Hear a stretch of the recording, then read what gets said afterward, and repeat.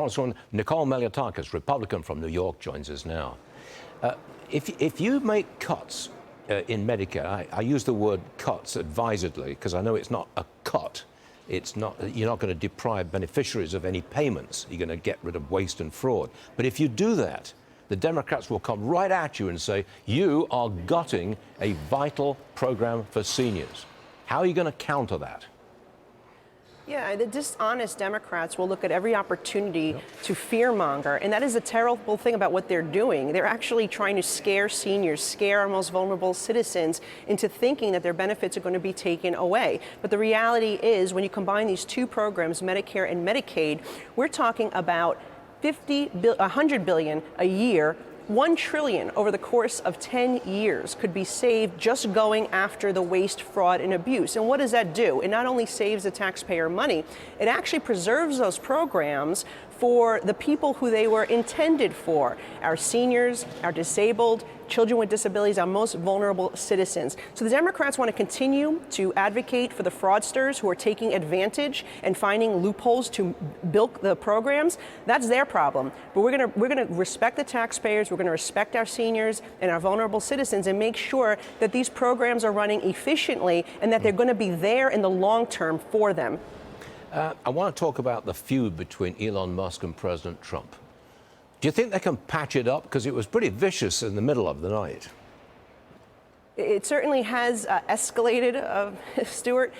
Here on Capitol Hill, we were shocked to see how much it escalated via Twitter, no less, yesterday. It is unfortunate. I think this is a problem for the Republican Party. I hope they do patch things up. We need to stay focused.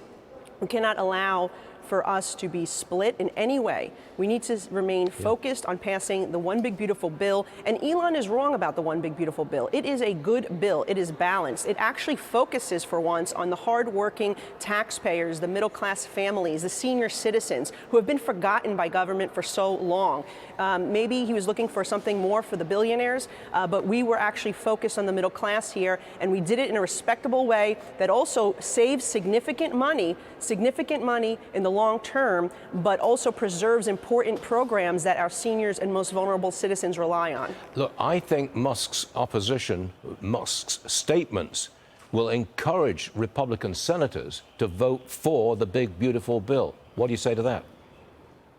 Look, I hope the senators do pass our bill or make maybe slight changes because it is a good balanced approach. We are really, and I could say this as a House Ways and Means member, the tax portion of this bill in particular is so good for our economy. It will bring in trillions in new revenue. It will protect workers. It will give them their money back so they can actually support their families. It protects our senior citizens, gives them a tax cut that they would normally be paying on their Social Security earnings. It allows for multiple incentives to buy American and manufacture here in the United States of America. It is a pro-growth, pro-jobs, pro-family piece of legislation, and I urge the Senate to not make too many changes. In fact, they should pass it as it is. But certainly we will talk to them, and we should do this soon, obviously. Let's work out the kinks. Let's get the final bill passed and get it on the president's desk, because the sooner we pass it, the sooner the country will see how great of a bill this is and that the Democrats have been lying this entire time about what's in there.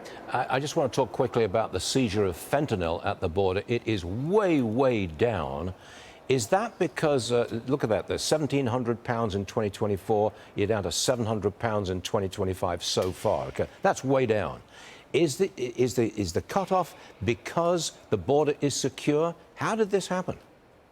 That's right. President Trump came in and secured our border. Remember when our former president, President Biden, said he needed a law to fix the problem that he created. He didn't need a law. We just needed a new president. We got that new president. We have a Republican trifecta, and now we're getting serious about securing the border, giving our Customs and Border Protection and ICE agents the tools they need to do their job. We're deporting the traffickers, the drug traffickers, the gangs, the foreign gangs who have been wreaking havoc in our city, peddling this poison to our children. We are actually deporting deporting them from our country. So they're learning that they can't come across and enter the United States and do what they were allowed to do freely under the Biden administration. And so we thank President Trump for that, which is another reason we need to pass the big, beautiful bill. There is significant resources in there to continue the work at the border. And, you know, we can't let up now. We have to continue and give them everything they need to make our nation and our country secure. Congresswoman, thank you very much for joining us this morning. You have a great weekend, care. and I know we'll see you again Have a great soon. day. Thank you, ma'am.